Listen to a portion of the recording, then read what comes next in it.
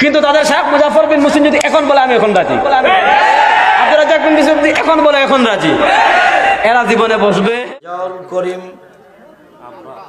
আবরার বলেছে মুজাফফর বিন মুহসিন এবং আপনার সাথে বাহাসে বসবে।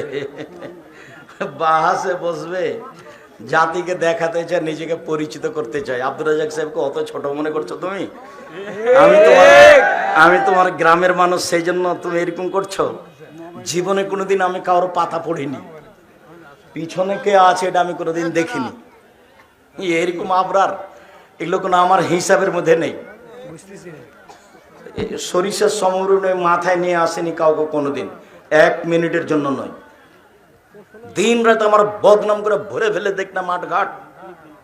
আমি ওকে ঘুরে দেখিনি এটাকে। বাসে বসে আমাদের সাথে বাসে বসা মানে তুমি বুঝতে পারছো না, সারা পৃথিবীকে নিজেকে দেখান। ও রেজাল্ট করুন আমরা 100 বার, তাই না?